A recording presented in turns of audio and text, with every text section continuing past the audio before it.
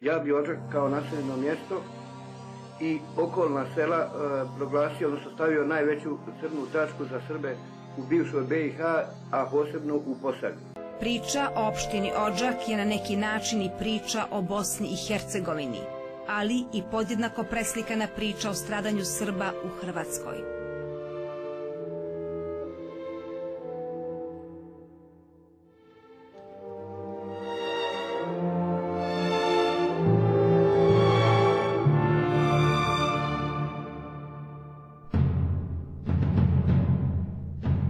Opština Odžak nalazi se u centralnom delu Bosanske Posavine.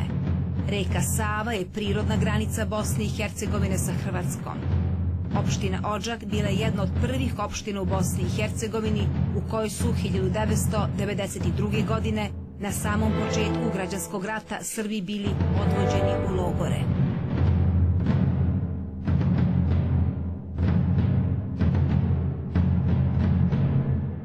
Nek sam tamo i rođen, i odrastao, i odranjen, i tam je bio i otac, i djed, i pranđed, i ne znam ja ko, ali ja više tam pojma nemam o vraćanju njima tam, da idem njima u ruke. 1943. godine komšije su u selu Trnjak i Dubica i dijelom Novom Gradu za dvije noći, 2 dana zaklali oko 800 ljudi od 2 do 77 godina.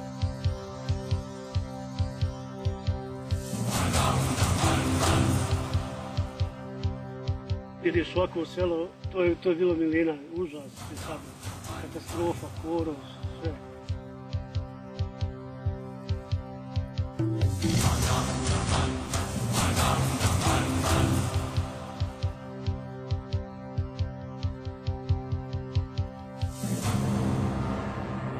Na tom prostoru od domaćih ljudi nije bilo dobre podloge, ne bi se i najveći zločinci našli na tom prostoru i rat završio zadnji u Evropi. A poznato je da iz ovog dijela delegirano bilo komandanata NDH vojske kao što je Anton Rajkovačić koji je veliki i zločinac u ovom ratu.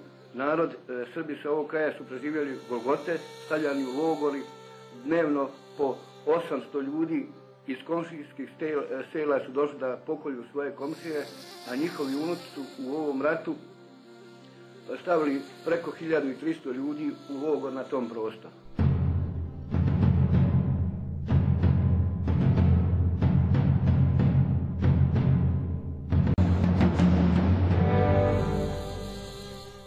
Ja sam pobjegao iz kolone.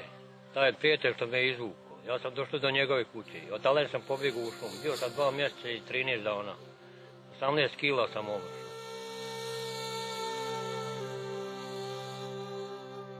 Ja sam recimo od 83 doteru na 49 kg. A za vrijeme Drugog svjetskog rata u njega je otišao, što kaže, ujak. U mene otišao od matere otac.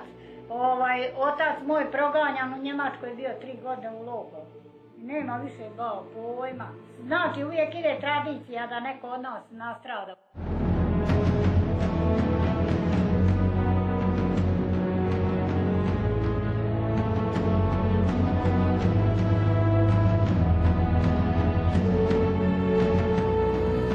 Pošto je većinsko stanovništvo na području ove opštine hrvatsko, je dobilo izbore i istih dana su odmah otpočeli sa čišćenjem Srba na bilo koje mjesto od portira do direktora. Oktobarski izbore 90. godine na području opštine Odžak dolazi do preslikavanja kompletne situacije Bosne i Hercegovine.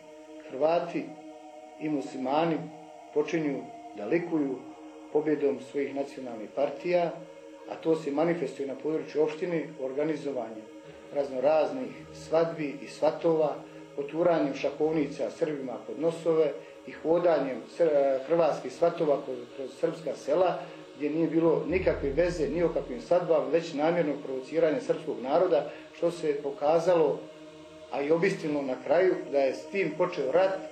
Kada je došlo do priznanja Hrvatske, prorađuje poznata skela na Svilaju i počinju da stižu veliki transporti naoružanja. Čak dolazi i do oporezivanja ljudi koji radi u inostranstvu, a njih je sa naše opštine, pogotovo Hrvata, bilo najviše, koji su morali da uplate određena sredstva da bi oni kupili naoružanje. Sve je mirisalo na Drugi svjetski rat i na ono što je opština Odžak nekad doživjela, a pogotovo Trnja Zorice gdje je malte ne poklano kompletno selo. Kompletna sela na opštini Odžak srpska su granatirana iz Hrvatske, 18. april. Nakon granatiranja prorađuje famozna skela, čuju se brujanja tenkova i prelazak i naoružanja i ljudstva, znači Hrvatske regularne vojske na teritoriju tada Bosne i Hercegovine. Aprila mjeseca 1992. godine Hrvati su postavili kompletne barikade na području opštine Odžak, tako da Srbi nisu mogli da maknu ni da odu ni do grada Odžaka, ni da odu ljekaru, ni da se izliječe. U naše selo Novi Grad dolazi međunarodna mirovna misija koja je bila sa sjedištem u Tuzli.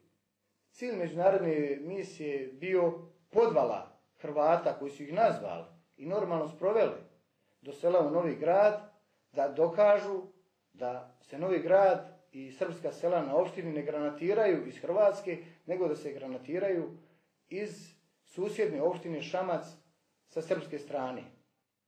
Tu je bilo i eksperata za utvrđivanje, mi smo ih odveli i pokazali sve šta je učinjeno i tačno se zna odakle su granate došla i sa koje su strane došle, što su nepobitne činjenice. Htjeli smo i tražili od njih rezultat, međutim, oni su ostali nijemi. Narod u srpskim selima Novi Grad i Dubica je bio uznemiren i vidio je da već kreću organizovane aktivnosti na njihovom, ili što je bila njihova krilatica, pokrsti, pobiju i preseli. I uvijek su provocirali. Mislim, i vikali su svašta, i ovo je Hrvatska, i šta ja znam, svašta su on to vikali, ali eto mi smo sve mislili da to neće do toga doći. Članovi međunarodne posmatračke misije su po drugi put došli u naše selo i predložili nam da prijeđemo na teritoriju opštine Šamac. Navodno da ne bi došlo do krvoprolića i da ne bi došlo do međunacionalnih jačih i žešćih sukoba. Novi Grad je bio u totalnom okruženju hrvatskih snaga, paravojnih snaga iz Hrvatske i normalno domaćih ustaša koji su živjeli na teritoriju područja opštine, bivše opštine Odžak. Mi, pošto smo bili u takvoj situaciji u kakvoj smo bili, smo to prihvatili. Čak članovi međunarodne posmatračke misije su stavili i svoje potpise na nekakve dokumente i sporazume koje smo tada napravili, gdje sam stavio i ja svoj. Uzeli su primjerke sa sobom, odnijeli i trebali su da se pojave nakon 2 do 3 dana. Dolazi do još žešćih pritisaka i još veći vojni aktivnosti od strane Hrvatske, znači pojačano granatiranje. Ljudi iz Novog Grada branili su od 17. aprila do 8. maja i odlučeno je da se krene, da se izađe, da se spase glave toga naroda, da ne bi doživio golgotu i stradanje. Međutim, dogovorenog datuma međunarodna misija se nije pojavila da i završi svoj već ugovoreni posao, odnosno da preseli Srbe sa opštine Odžak na opštinu Šamac. Mi se sada nalazimo ovdje na ulazu u Odžak. Ovo vamo vam je Novi Grad, jedno 10 km udaljen. Od Novoga Grada do ovoga mjesta je bila kolona vozila traktora u kome se kretao srpski narod.